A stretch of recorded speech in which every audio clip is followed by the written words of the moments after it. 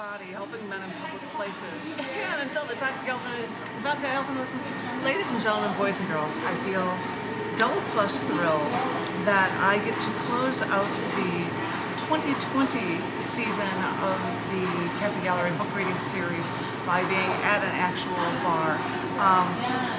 Usually, if I was at the cafe, things would be set up and I'd be in the back and nobody would be around, but then on Wednesdays when I'd be reading at Gallery Cabaret, it was a bar, and I was known for having a beer standing there waiting for me, and I'm having my beer now, and I thought this would be a perfect way for capping off 2020 for the theories of the Cafe Gallery at the Gallery Cabaret. Yeah, people are here talking. I hope you guys can all hear me well and good. I'm going to read to you 3 poems, count them 3, from the Scars Publications 6 months old, recently released poetry collection book, Every Event of the Year, Volume 2, July through December. I'm going to share with you the last 3 poems that are in this book that relate to the 30th and the 31st of December. I hope the lighting is good in here for me to be able to read from this thing, but the first one is actually for the 30th of December, because on that day in 1816 was the marriage date of Percy Shelley to Mary Godwin. You might know her as Mary Shelley. She wrote Frankenstein, blah, blah, blah. This is a long story about their life and their marriage, and this is called Until They Talked of Galvanism. It may seem like a tempestuous life, but I'm sure it wasn't her intention. She just so happened to fall for one of her father's followers, a married man. But Percy Bysshe Shelley was a poet, a great one, and she was intrigued. And despite him being married, he was estranged from his wife, so he felt like he had free rein to fool with a girl 5 years younger than him. Mary even still left France with him. Okay, she was there with her sister too, to travel Europe. And by the time they returned, Mary was pregnant with Percy's baby. Yes, but his wife, who is still in the picture, but Mary and Percy didn't seem to care. And they were penniless, and they were ostracized by society, even though the death of their premature baby 2 years later, she was still getting out of debt, and they were giving birth to a new baby boy. They traveled together to Geneva in the summer, this time to visit the poet Lord Byron. And during their stay, they constantly rained, and so they couldn't actually enjoy the outdoors. They found themselves forced to stay indoors all the time, sitting around in a log fire telling each other German ghost stories, until Lord Byron suggested that they should all hold a contest for creating the scariest story. And they all thought that this was a great idea. And Mary was in the company of these great poets. They even told Lord Byron that her name was actually Mary Shelley, even though they weren't even married.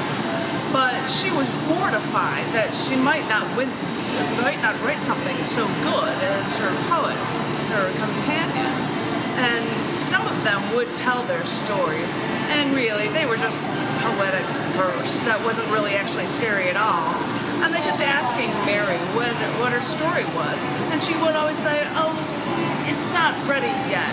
So she would say this, and she would still listen to all these poets, and they would talk about issues of the day, and they would do that to look for inspiration, until they talked of galvanism, the concept of reanimating a corpse.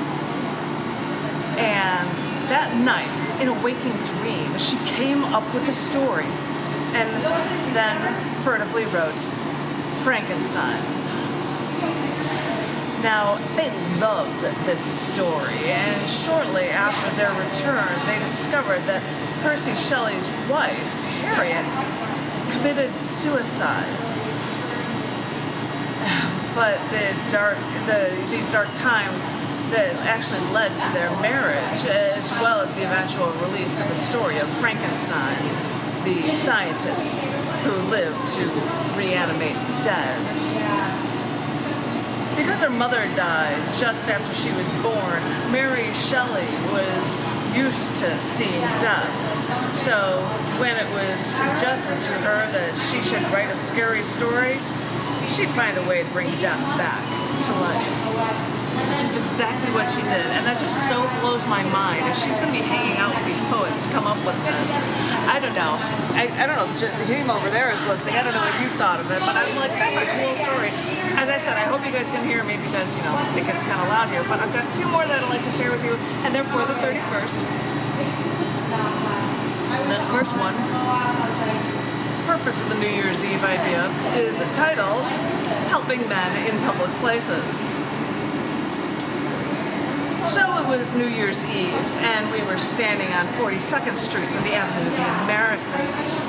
We were just a few blocks away, but we had just the right view of Times Square. And yes, it was freezing rain, but I really didn't care since we were just in New York for a few days, and it was 10:55. We still had a long time to wait, standing with I don't know how many thousands of other people.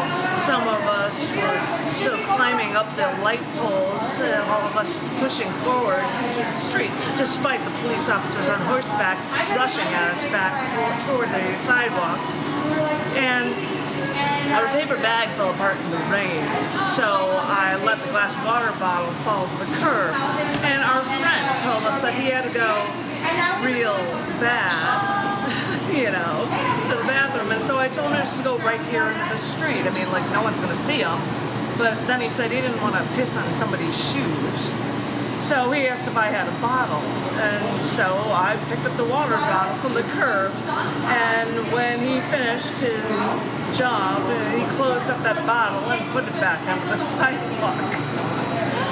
God, and you, too, getting on a train after the ball dropped, more rain and a bottle of champagne later, saying you had to go real bad, too. And so I pulled an empty beer bottle from my coat pocket. You covered the train window with your coat, and I blocked the view from the aisle while you took care of the matter at hand. And I'm amazed that that bottle didn't tip over on that train floor during our ride home, our hour-long commute, our first of the new year, while I slept on your shoulder. And I'm amazed that I ended one year and began another, helping men I know in public places piss into bottles. Okay, you guys, I've got one more for you from the book, Every Event of the Year, Volume 2, July through December, and it relates to New Year's Eve and the 1994 year where one island lost New Year's Eve. They didn't have New Year's Eve. This is a short poem about to close out the book, and it's called Kiribati. The beginning of the History webpage article reads, in effect, if you tell me that you were born in Kiribati on December 31st in 1994, well, then you are, firstly, a liar, and secondly, you do not exist. Because of the change in time zones, the previously called Gilbert Islands, these Kiribati Islands, were divided up by the international time zone, and the western portion was 24 hours ahead of the eastern side. So in effect, there was only 4 days in a week where any business could actually be conducted. The article explained that to correct this date, the date line was shunted to the east so that all the islands would be on the same day. But to do this, the islands had to skip the entire last day of December to pull this off. I'm always wondering what I should be doing on New Year's Eve. But what if, on one year, there was no New Year's Eve? What then? Seems seems like an intriguing way to end this book. I hope everybody is remaining safe. I don't know. Should we take a drive and go to New Orleans? I have no idea what's actually going on, but I think in 2012 we drove to New Orleans, and it's closer now than it was when we were doing it from Chicago. So, anywho, as I said, I want to thank everybody for listening and learning about all the weird different events that you can find out that are going on in the calendar year. From day to day, they change. It's always a mind trip just to be able to check it out each time. But I hope you guys have enjoyed it. I hope you've enjoyed a moment of creativity. I hope everyone's staying safe. I hope everyone is remaining creatively inclined.